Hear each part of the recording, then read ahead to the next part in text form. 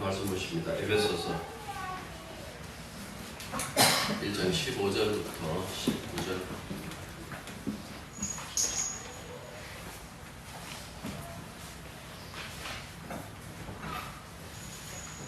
에베소서 1장 15절에서 19절. 19절은 다 같이 있습니다. 이로 말미암아 주 예수 안에서 너희 믿음과 모든 성도를 향한 사랑을 나도 듣고 내가 기도할 때에 기억하며 너희로 말미암아 감사하며 그치지 아니하고 우리 주 예수 그리스도의 하나님 영광의 아버지께서 지혜와 계시의 영을 너희에게 주사 하나님을 알게 하시고 너희 마음의 눈을 밝히사 그의 부르심의 소망이 무엇이며 성도 안에서 그 기업의 영광의 공상함이 무엇이며 그의 힘의 위력을 역사하심을 따라 믿는 우리에게 베푸신 능력의 지극히 크심이 어떤 것을 너희가 알게 하시기를 구하노라. 아멘.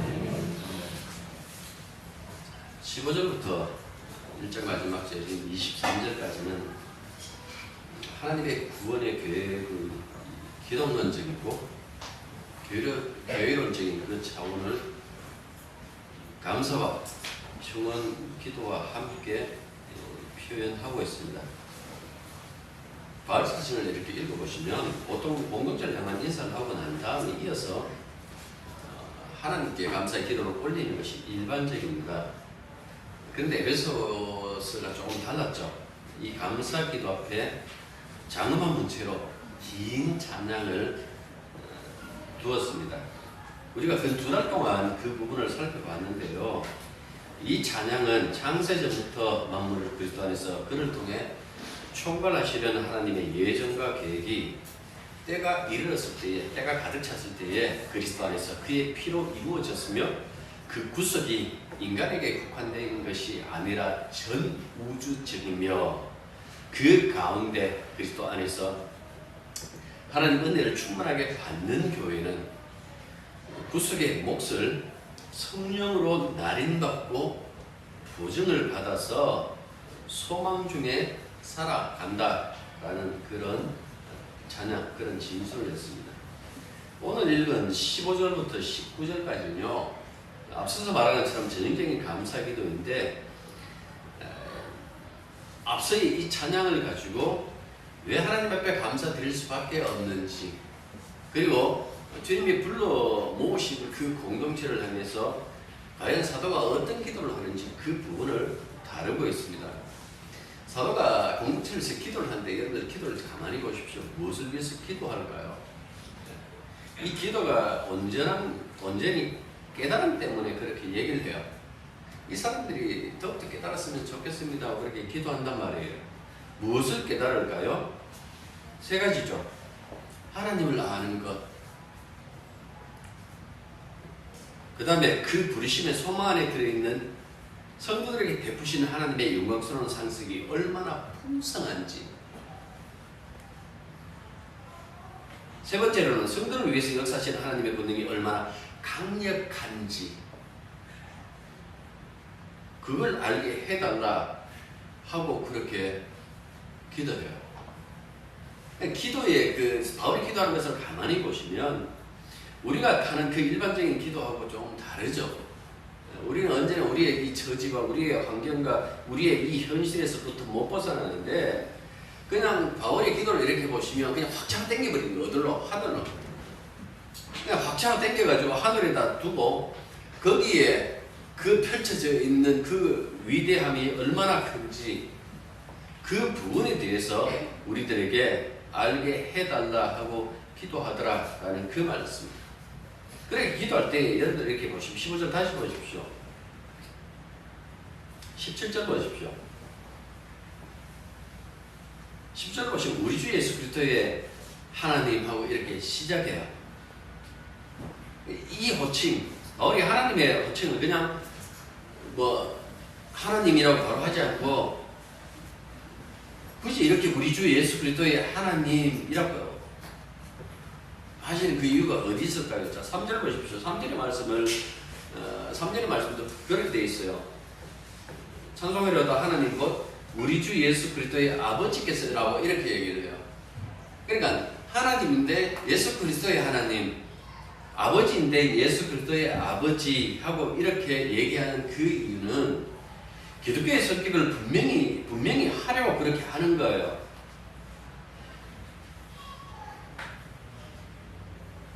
여러분들, 우리가 구원받았다 혹은 우리가 그리스도의 공동체다 라고 그렇게 규정할 때에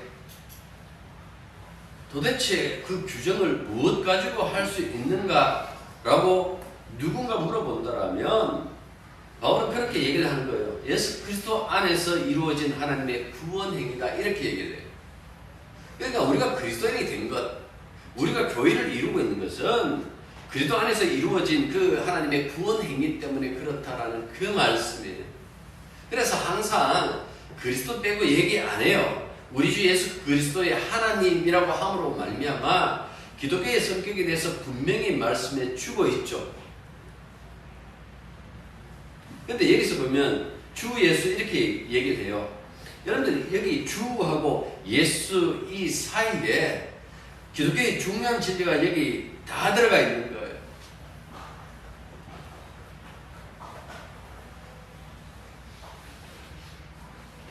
우리가 성경에서 이 사도행전에 보면 나사렛 예수 그 얘기 하잖아요. 복음서에도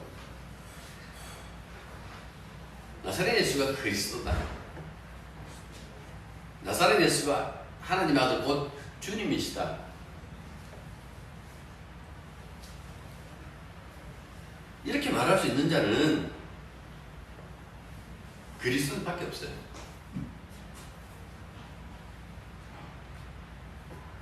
성육신, 동정녀 탄생,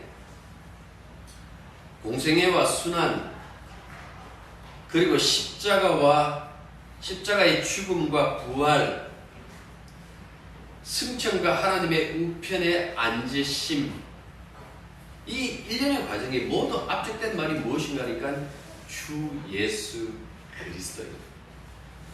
그러니까 예수가 주님이시다, 예수가 하나님의 아들이시다 라는 그 이야기는 오직 그리스도밖에 할 수 없다라는 그 말씀이에요. 그 소중함을 두고 지금 어떻게 하나님에 대해서 칭호를 하고 있는가 하니까 우리 주 예수 그리스도의 하나님 라고 이렇게 얘기를 하는 거예요. 그만큼 이 세상 속에서 주님을 알 수 있고 주님이 누구냐라는 것을 말할 수 있는 자들은 우리밖에 없다라는 그 의미를 담고 지금 이렇게 호칭을 하고 있다라는 그 말씀입니다. 여러분들이 믿음을 늘 이렇게 돌아볼 때에 우리의 믿음을 부정할 수 있는 분은 오직 예수 그리스도밖에 없어요. 누구 믿느냐라고 했을 때에 아이들 그냥 보통 이렇게 하나님 믿는다 그래요.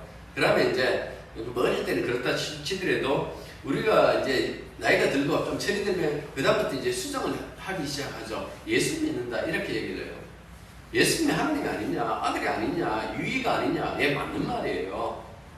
근데 예수 믿는다라는 그 말 속에 하나님을 믿는다 라는 그 말이 거기에 내포되어 있다라는 그 말씀입니다. 주님을 제외하고 주님을 비껴나서 우리가 하나님 믿습니다 라고 하는 그런 자들도 있을 수가 있거든요. 그래서 예수 믿는다라는 것이 얼마나 중요한지 몰라요. 하나님을 소개할 때도 그렇게 얘기를 해요. 우리 주 예수 그리스도의 하나님.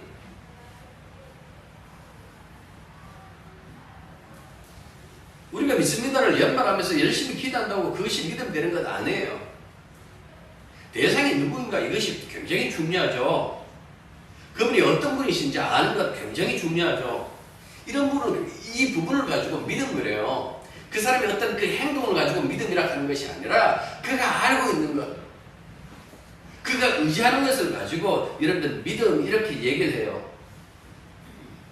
내가 어떤 자세를 가지고 어떤 중심을 가졌는가 그것을 드러낼 필요가 없는 거예요. 진짜 믿음은 예수님이 누구신지 아는 거예요. 하나님이 어떤 분이신지 아는 거예요.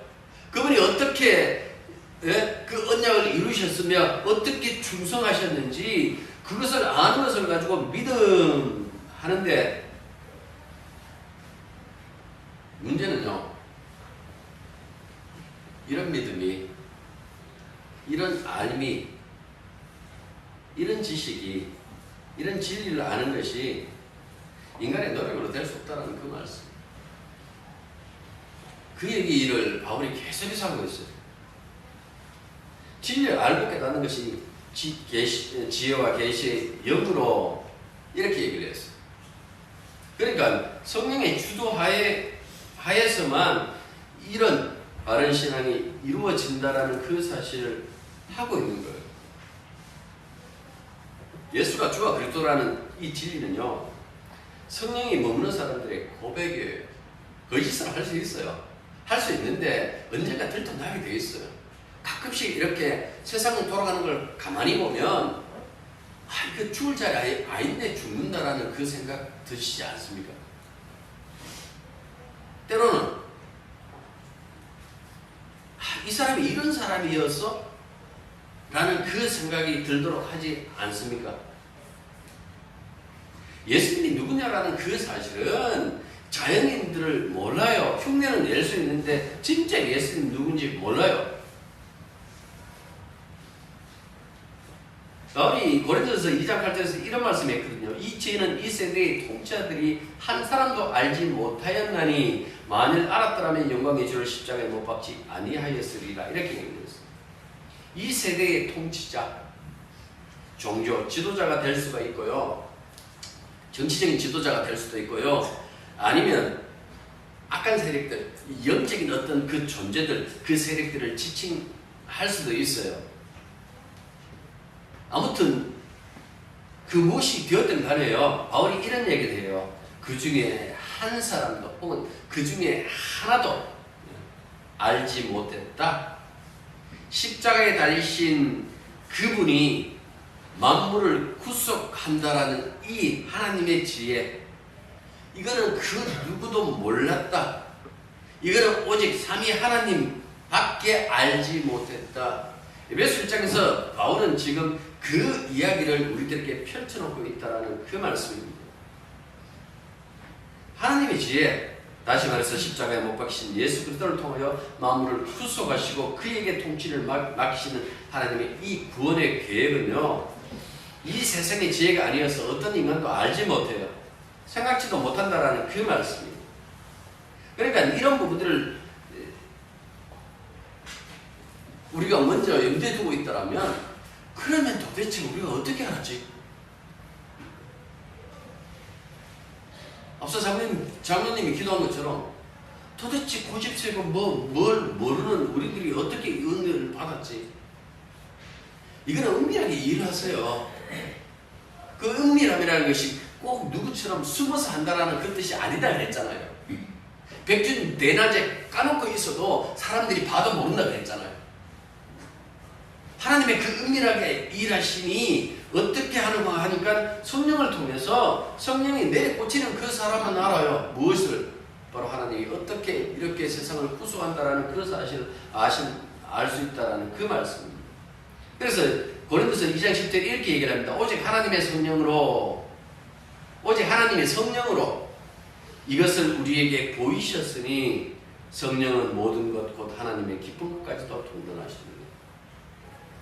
그러니까 하나님이 성령을 통해서 일하신단 말이에요. 우리에게 안 맡기셨다라는 그 말씀이죠. 하나님께서 품고 있는 그 모든 계획을 누가 하시겠어요? 하나님이신 성령님만 알고 계시겠죠. 그러니까 보십시오. 그 모든 것을 어떻게 이루었는지 성취하신 그 영원한 그 구원을 우리에게 계시하시고 적용할 수 있는 유일한 분이 누군가니까 성령이다라는 그 말씀이에요.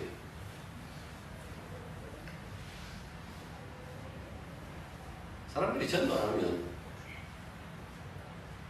세상의 교회가 사라질 줄 알아요.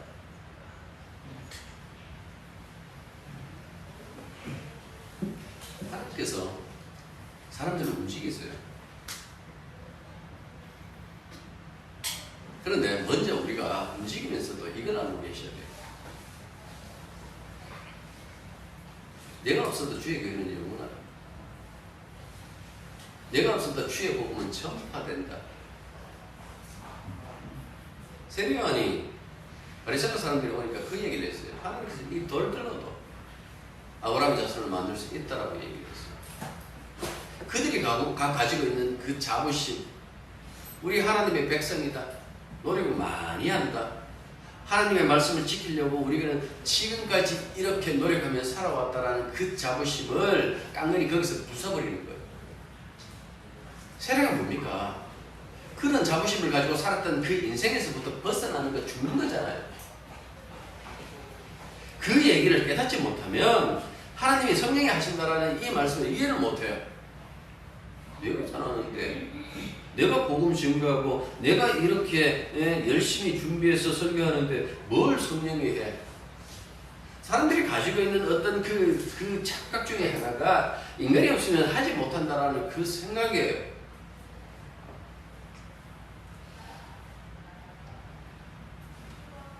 하나님이 창조했던 것 중에서 가장 인간들이 죄로 가득 찼더라. 아니, 인간들은 죄밖에 없죠. 그 세계를 볼 수 있는 그 눈은 어디에서 나오는가 하니까 사람들이 어떤 통찰력 가지고, 어떤 통찰력을 자신이 깨달아 가지고 얻을 수 있는 것은 아니에요. 이런 통찰력은 하늘의 선물이에요. 비로소 안다라는 그 말씀이에요. 예수 믿고 영 엉뚱한 짓 하다가 어느 순간에 주님이 하신 그 펼쳐놓은 그 모든 것을 바라보고 그냥 놀라는 거예요. 이 놀람은 어떻게 얻는가 하니까 여러분들 그 얘기를 하는 거예요. 성령으로. 하나님이 성령으로 이것을 우리에게 보이셨다라고 이렇게 얘기해요. 왜 사람들에게 안 맡길까요? 성령으로 맡겨버리면요, 하나님의 이 구속사건이 마귀의 장난도 못 쳐요. 급이 다르니까. 노는 물이 다르니까. 우리 인간들 노는 물 뭐 뻔하잖아요. 조금만 건들면 신경질 내고, 조금만 높이면 그냥 안하무인이고, 늘 진동하죠. 하나님 나라는 진동하지 않는다 그랬는데 진동하는 것이 인간 세계잖아요.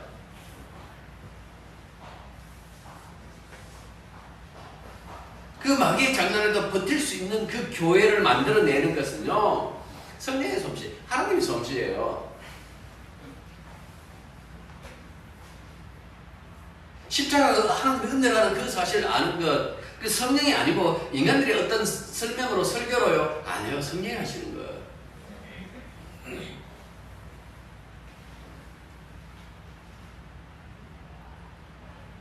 그래서 기도하는 거예요. 지혜와 계시의 영을 이들에게 주십시오. 활동하고 있지만은 더욱더 넘치게 하시사. 그 말은 이 지혜와 계시로 이끄시는, 교회를 이끌어가는 이 성령에게 순종하는 그 모습을 그들에게 남겨달라, 끝까지 변치 않고 남겨달라는 어떤 사도의 그 간절한 마음이 여기에 담겨져 있다는 그 말씀입니다. 그래서 바울이 그렇게 기도한 거예요. 자, 앞서 바울이 찬송한 주 예수 그리스도의 아버지라고 이렇게 얘기를 했잖아요. 근데 하나님 아버지라고 했을 때에 이 아버지를 보십시오. 만유를 있게 하신 분이에요. 뭐 과학자들이 과학을 가지고 뭐 168억 광년 이렇게 얘기를 하지만은 이거 지금의 어떤 그 수준, 어떤 지금의 수준에서의 이 넓이, 뭐 왜 우주 뭐 이렇게 얘기를 해요. 아무도 몰라요.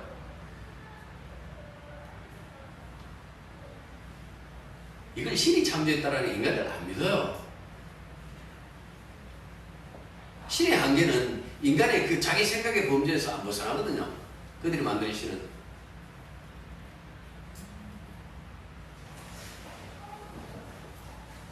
이 우주를 창조하신 분,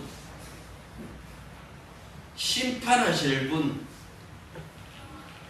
만물을 구속하신 분, 그래서 두 번째 솔직히 뭐라 그럽니까? 영광의 아버지하고 이렇게 얘기해요. 10절 다시 보십시오.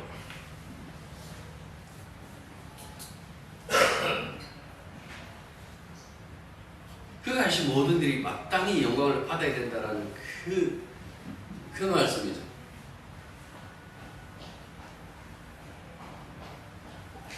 이런 하나님을 알아보게 해달라고, 하나님을 아는 지식을 얻게 해달라고, 그렇게 지금 바울이 교회를 향해서 기도하고 있는 거예요.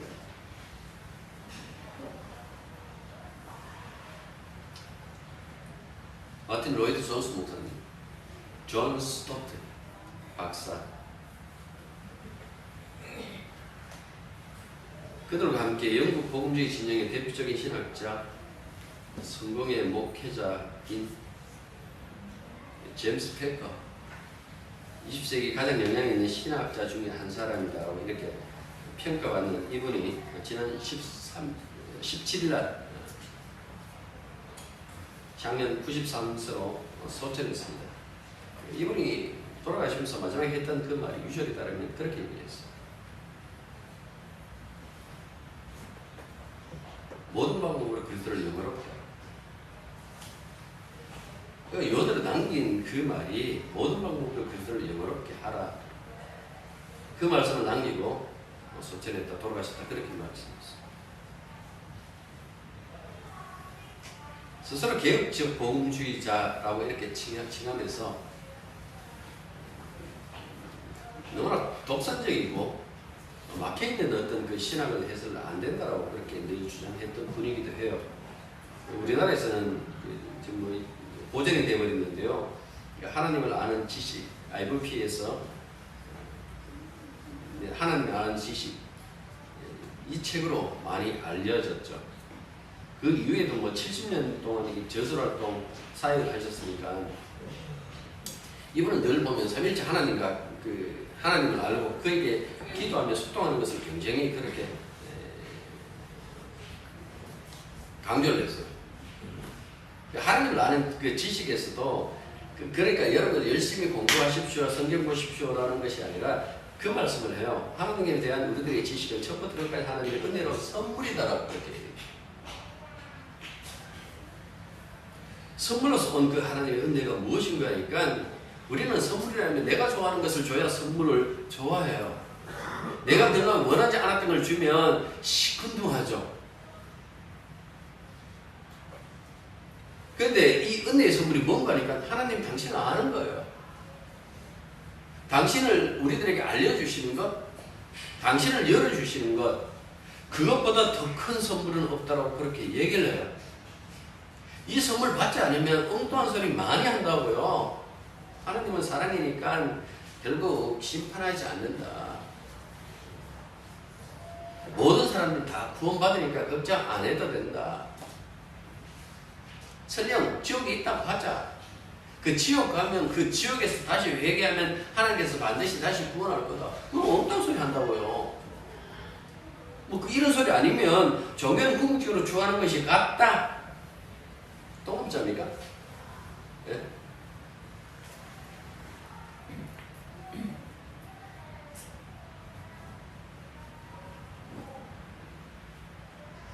종교가 추구한다는 것이 뭘까요? 늘 얘기했던 그 자기 구원, 자기 평안. 에베소서 1장을 우리가 보고 있는 것처럼 그 얘기를 안 해요. 우주적인 구속을 얘기를 하고 있어요. 그런데 이 사실을 지혜와 계시 영이 없는 사람들은 몰라요. 분명히 호칭은 하나님이라고 하는데 그 하나님은 여기서 말하는, 성경에서 말하는 그 하나님이 아니에요.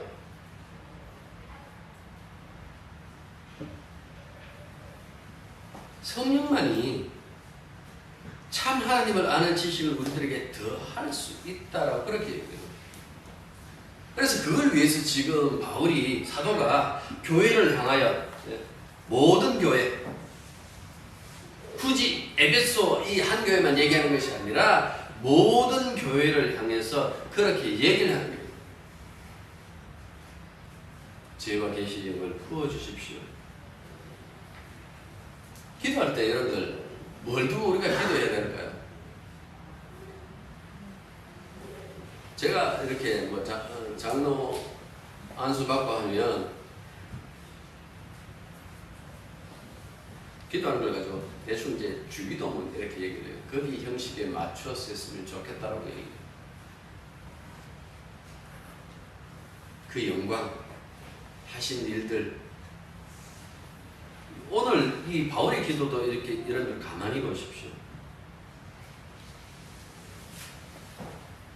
결이 다르죠. 저는 여러분들이 하는 그 기도하고 결이 달라요. 왜 우리들이 그 기도는 늘 힘들까요? 장가면 기도하면 할 말이 없어. 왜 할 말이 없을까? 가만히 생각하면 하나님을 몰랐어요. 내 친구면 무슨 일 이렇게 있으면 그걸 상의 안 나고 2시간 동안 막 전화 가지고 얘기를 해요. 그럼 마지막에 이렇게 얘기를 하죠. 야, 우리 만나서 일어나자. 2시간 더 전화해놓고 또 만나서 얘기하자. 이게 무슨 뜻입니까? 그만큼 친밀하다는 뜻이잖아요. 내가 죄에 대해서 잘 알고 죄도 나에 대해서 잘 안다.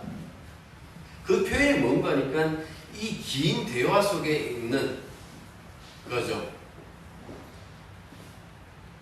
하나님을 알지 못한다는 것은 어떻게 보면 그분에게 할 말이 없다라는 거예요.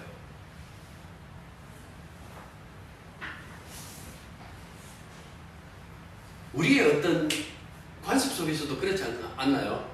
엄한 아버지 그랬을 때에 그 엄한 아버지와 함께 살아가는 우리들의 그 인생의 그 모습들이 가만히 보면 대화가 없어요.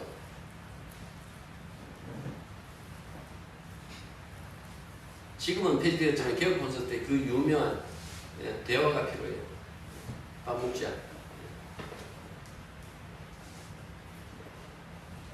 그 한마디로 모든 것을 해야 되는 그걸 이렇게 바라보면 어떻게 보면 우리가 하나님 사랑해요라고 하는데 그 사랑함이 너무나 보면 형식적인 것은 아닌지.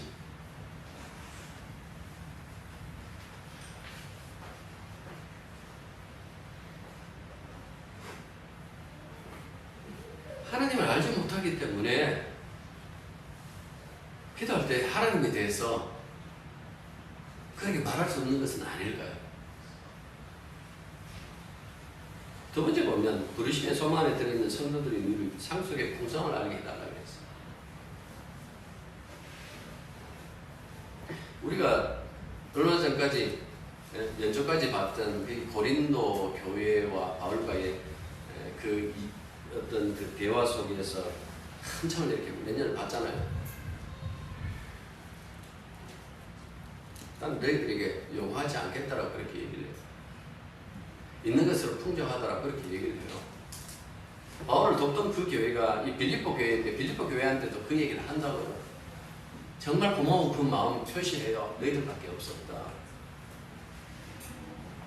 너희들 그래 정말 감사하게 생각한다라고 얘기를 해요. 그러나 이거는 좀 알았으면 좋겠다. 내가 하는 이 일은 너희들이 돕는 것 때문에 하는 건 아니다. 내 안에 능력 주신 자가 있더라. 내가 일하는 것은 결국은 그분의 능력으로 일이 된 것이지 나나 너희들이 어떤 그 돕는 것으로 인하여 일이 된 것은 아니다라고 그렇게 얘기를 해요. 사람들이 이 어떤 정신이 뭐 이렇게 뭐 중요하다라는 그 얘기를 가끔씩 하잖아요.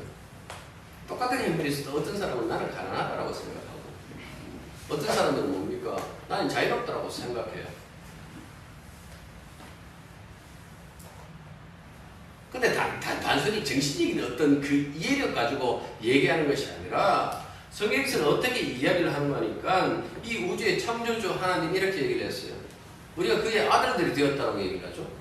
상속자가 되었다라고 그렇게 얘기를 해요. 우리가 이미 받은 것. 그러니까 보십시오. 보증금으로 주신 성령 안에서 머물고 있더라면 우리가 받은 것이 얼마나 큰가라는 그 사실을 알아야 되는데 몰라요. 그 모르니까 자꾸 엉덩이를 가지고 주십시오라고 그렇게 얘기를 해요. 자원서에 있는 거머리에 두 딸들 이렇게 나오죠. 거머리의 딸들이 하는 얘기는 뭐밖에 없다 그랬어요. 다오 주십시오라는 것밖에 없다라고 얘기를 했어요. 우리는 하나님께 붙어있는 거머리처럼 그렇게 굴 때가 얼마나 많은가. 자식인데 아들들인데 이미 그 아들에게 상속하려고 한 것들이 너무나 풍성하게 주어졌는데도 불구하고 여러분들 가만히 보면 뭔가 부족한 것처럼 언제나 그 아쉬운 것처럼 그렇게 살아요. 한국교회 교인들의 그 몰지각한 행동들, 그 교회 전체가, 이 공동체 전체가 이렇게 몰지각한 그 행동을 하죠. 그것 때문에 많은 전체 교회가 욕을 얻어먹기도 하고 그것보다 더 하나님이 욕을 얻어먹어요.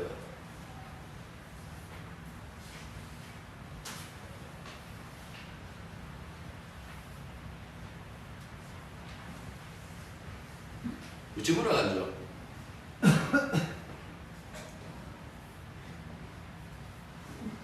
일제 강점기 때 한국 그리스도인들이 상당히 이렇게 영향을 받기도 했어요. 그분이 늘 노랬던 게 뭡니까? 이미 나는 성공과 실패에 대해서 그렇게 따지지 않습니다. 예수 믿는다라는 것이 이 세상에 그 어떤 것도 구속되지 않는다는 그 부분을 얘기를 해요. 그 얘기를 그 사람이 만들어내는 거 아니에요. 바울이 말한 얘기예요. 바울이 말씀하신 것을 그가 그렇게 인용해서 자기의 인생 속에서 그렇게 산 거예요. 고린도서 6장을 보십시오. 아니요, 잘못 말했습니다. 디모데전서 6장입니다.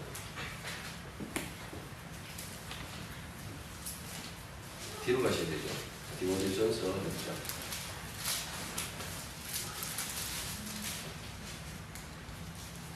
6절부터 보십시오. 제가 읽겠습니다. 그러나 사도가는 마음이 있으면 근거는 큰 이익이 되느니라. 우리가 세상에 아무것도 가지고 온 것이 없음에 또한 아무것도 가지고 가지 못하리니 우리가 먹을 것과 입을 것이 있은즉 족한 줄로 알 것이니라. 구하려고 하는 자들은 시험과 올무와 여러 가지 어리석고 해로운 욕심에 떨어지나니 그 사람은 파멸과 멸망에 빠지게 하는 것이니 돈을 사랑함이 일만하게 뿌리가 되나니 이것을 탐하는 자들은 미혹을 받아 믿음에서 떠나 많은 근심으로써 자기를 찔렀도다. 오직 너 하나님의 사람아 이것들을 피하고 의와 경건과 믿음과 사랑과 인내와 온유를 따르며 믿음의 선한 싸움을 싸우라. 영생을 취하라. 이를 위하여 내가 부르심을 받았고 많은 증인 앞에서 선한 증언을 하였도다. 이렇게 말씀합니다. 이 말씀을 이렇게 보시면 예수 믿는 사람들의 그 삶의 모습이 어떠해야 되는지 그 부분을 이렇게 얘기를 하고 있다고요. 여러분들 예수 믿는 사람들이 늘 걱정하는 게 뭔가니까 생존 문제 갖고 걱정해요. 지금의 여러분 어렸을 때하고 얘들은 모르겠지만은 제가 어렸을 때하고 지금의 형편하고 이렇게 할 때 지금 어렵다라는 그 말하고 그때 어렵다라는 그 말하고 순차가 엄청 나 있어요. 그런데 이때 어렵다라고 하면서 세상 끝난다고 망한 것처럼 그렇게 얼굴 표정은 안 했다고요. 그런데 지금은 보십시오. 세상 끝난 것처럼 그렇게 얼굴 표정해요. 인간이 이미 익숙해진 거예요. 많은 것이 있고 그것을 누리다 보니까 익숙해져 갖고 이것들이 세상의 모든 것인 줄 알고 그렇게 착각하고 그렇게 사는 거예요. 예수 믿는 하나님의 자식이라는 것은 이미 에서 끄집어 당겨가지고 이 위에다 올려놨는데 우리는 여전히 눈길이 저 밑에 가고 이렇게 보고 있는 거예요. 저 없으면 안 되는데 저 없으면 안 되는데. 열왕기상 10장에 보면 아합이 다스리던 그 시들에 활동했던 선지자가 엘리야예요. 하도 이 인간이 악한 인간이니까 하나님께서 이스라엘의 가문과 기근을 수년 동안 내리겠다고 그렇게 얘기를 해요. 엘리야를 통해서 아합에게 통보도 한다고요. 그래서 하나님께서는 이 엘리야에게 악을 피해서 요단 동쪽 그릿 시내에 숨어 있으라고 합니다. 숨어 있으니까 하나님께서 뭘 보내는가 하니까 아침 저녁으로 까마귀를 보내요. 그 까마귀가 떡하고 고기하고 갖고 와요. 여러분, 배달의 민족 우리나라가 처음 아니에요. 이미 성경에 보면 까마귀를 통해서 하나님께서 이미 이 배달을 하셨다고요. 네. 그 물은요, 그 이제 시내가니까 그 식수를 해요. 그런데 가뭄이 심하니까 그게 다 말라 버리겠어요. 그러니까 하나님께서 또 얘기를 합니다. 야, 시돈 땅으로 가라. 이방 땅이니까 시돈 땅으로 가라. 그 사르밧이라는 동네에 이제 거기 가면 내가 과부 하나 준비해놔. 그 집에 가서 머물러 있어. 라고 이렇게 얘기를 해요. 그래서 그 과부 집으로 가요. 근데 엘리야가 하나님의 선지자가 그곳에 머무는 동안에 어떻게 되었어요? 그 집에 빈병에 기름이 채워지고 빈통에 가루가 채워진다고요. 분명히 다 끓여서 먹었는데 다시 먹어지면 그 다음에 또다시 채워지고 그 화수분이 따로 없는 거예요. 긴 가뭄과 기근에도 과부의 집에는 늘 떡이 만들어질 수 있었던 것은 빈병에 기름이 채워지고 빈통에 가루가 채워졌기 때문에 그래요. 근데 어떻게 이렇게 되었을까? 이 과부의 형편은 그 17장 12절부터 나와요. 가루 한 움큼, 병에 기름 조금 남아있는 것. 이거 이제 아들하고 이거 구워 먹고 죽으려고 나무까지 죽다가, 예? 풀떼기 죽다가 그 카다가 엘리야 만났잖아요. 사람들은 어떻게 생각하는가 하니까 이걸 보면서 주의 종을 도우면 이렇게 형편이 풀리고 좋아지는구나. 목사들이 그 얘기 많이 해요. 근데 이 이야기는 거기서 끝나면 안 돼요. 왜냐하니까 하나님께서는 관심 없어요. 누가 배불리 먹느냐, 누가 굶느냐라는 어떤 그 문제 가지고 이 사건을 일으키지 않았다라는 그 말씀이에요. 그냥 여기까지만 이렇게 보면 하나님이 그 과부 모자를 근원적으로 살려준 것처럼 보이지만은 아니에요. 과부의 아들 죽여버린다고요. 아들이 죽으니까 한짝 놀란 이 여인이 엘리사 찾아가고 막 얘기를 해요. 어떻게 이렇게 하느냐고. 그때까지 먹이고 살리는 놨다가 왜 이렇게 죽이느냐고 그렇게 얘기를 해요. 물론 엘리야를 통해서 살려요. 왜 이 사건을 같이 붙여놨을까요? 생각해 보십시오. 인간이 죽는 것은 생존 때문에 죽는 것 아니에요. 인간이 죽는 것은 왜 죽는가라고 했을 때 하나님 말씀에 순종 안 해서 죽는다라는 그 사실을 말씀하시는 거예요. 뒤집어 보십시오. 왜 살아야 돼요? 하나님 말씀에 순종하기 위해서 살려주시는 거예요. 생존하라고 살려준 것이 아니다라는 그 말씀이에요. 예수님의 십자가 이 구원의 도가 되는 그 이유를 가만히 생각해 보십시오. 십자가가 생존 차원의 죽음인 줄 아세요? 아니에요. 다른 죽음이에요.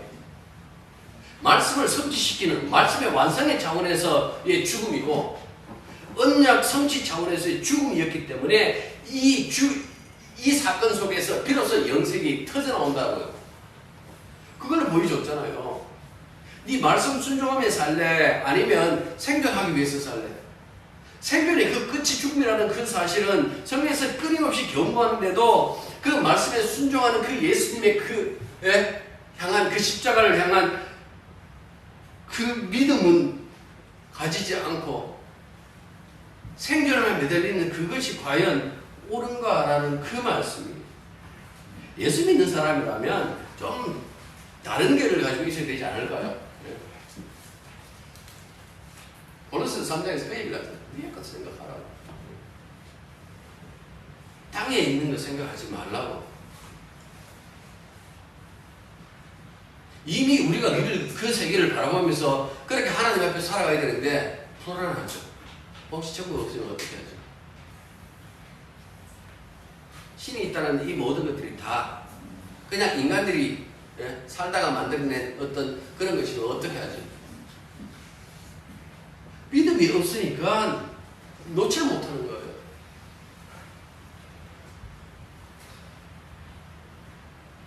새벽제가 그 얘기를 하잖아요. 성경의 역사는 하나님의 권능에 그렇게 하는 거예요. 왜 이 얘기를 하는 거니까 너희들은 연약함 때문에 실패하지만 하나님은 결코 실패하지 않으신다라는 그 얘기를 하기 위해서 얘기를 해요. 그래서 읽질 않았지만은 20절부터 보십시오. 뭘 얘기를 해요? 예수님 사건 얘기해요. 그걸 죽음에서 일으키셨다? 승천시켜서 그에게 모든 것을 맡기셨다? 교회의 머리가 되셨다? 만약에 충만 중에 충만이다. 그 얘기를 해요. 왜 이 이야기를 하는 거니까 성도에게 역사하셨던 그 능력이나 그 하나님의 권능이나 예수님에게 역사하셨던 그 권능이나 같다라는 그 말씀이에요. 그 같은 권능을 가지고 우리들에게 역사했다. 이런 말씀을 드렸잖아요. 왜 이 구속을 새 창조라고 얘기하느냐? 하나님께서 창조하실 때의 그 권능으로, 그 능력으로 우리를 구원하셨기 때문에 그렇다라 그렇게 말씀이 있잖아요. 그것처럼 예수님에게 버려졌던 그 하나님의 그 권능이 우리들에게 고스란히 이 교회에도 고스란히 이루어졌다라는 그 사실을 내게 주고 있는 거예요. 이런 권능 속에 살아가는 자들이 땅에 매달린다고요. 11장 그래서 펼쳐진 그 창조부터 시작된 그 구속의 이야기 쫙 그 이스라엘의 그 역사가 거기 다 나오죠. 근데 그게 어디서 멈춰요? 12장 2절에서 멈춰요. 11장 39절부터 12장 2절에는 11장이 펼쳐진 그 모든 것의 종착점이에요. 그게 종착점이 뭔가니까 바로 예수입니다. 그것도 십자가에 달리셨다가 부활하셔서 하나님 우편에 앉아 계신 지금의 그 주님. 왜 그렇게 얘기를 할까요? 인류가 창조되고 이런 역사를 거쳐왔는데 이 모든 역사의 정점이 어딨냐? 바로 예수 그리스도가 주의 자리에 있는 것이다라고 말하는 거예요. 이것 때문에 역사가 펼쳐졌다는 이야기죠. 그 얘기를 히브리서가 하고 있는 거예요. 그래서 거기에 등장하는 인물 앞에다 뭘 붙여놨는가 하니까 믿음으로라고 이렇게 얘기를 해요. 그럼 예수는 어떤 분이십니까? 믿음의 창조주에 이렇게 되어 있어요. 세 번째 보면 그렇게 되어 있어요. 그러니까 이 과정을 보신다면 사람들이 아무리 다양한 삶을 살았다 할지라도 결국 뭡니까? 예수님을 드러내기 위해서 살았다라는 그 말씀이죠.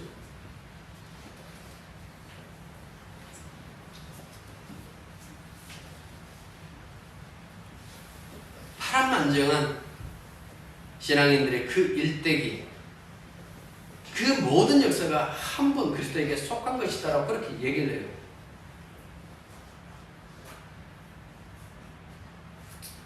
그 그리스도를 우리의 주님으로 섬기고 있다고요. 주님은 우리를 사망에서 건져내시다 말씀하시죠.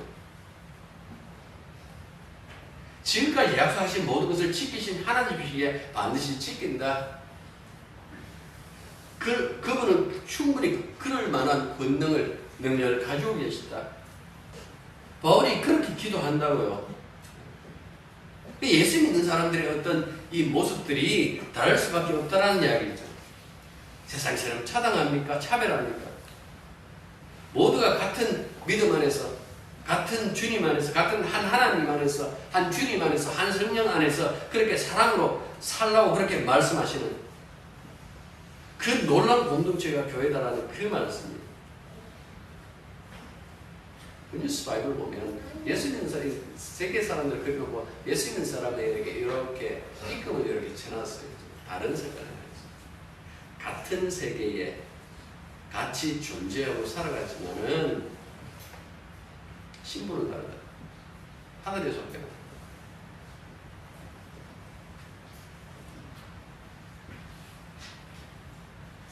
가끔씩 영화 보면 시간 여행자 컨셉 얘기하잖아요. 과거로 가는 미래로 가는 진짜 예수 믿는 사람이 시간 여행자. 이미 우리는 영원한 세계에 속해져 있어. 시간 속을 한번 걸어본다고요. 이미 정말 임해 있다라는 그 사실을 아는 사람은 우리밖에 없어요. 그걸 기도했어요. 제발 하나님을 제대로 알기를. 네가 하나님 자녀로서 상속받은 것이 얼마나 큰지를, 이걸 이루실 하나님의 권능이 또한 어떠한지, 그거 모르면 여전히 여러분들 돌아서 세상 붙잡고 사는 거예요. 안다면요 다르겠죠. 기도하겠습니다.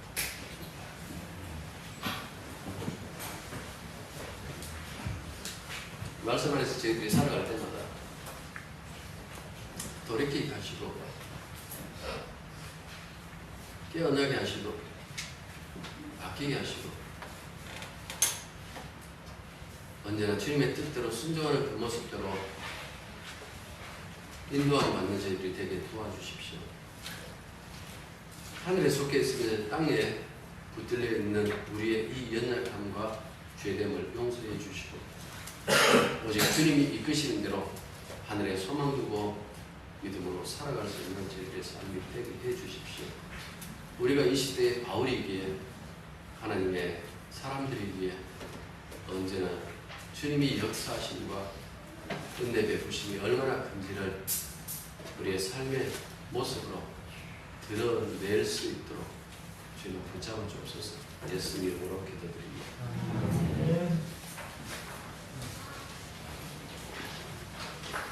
366절.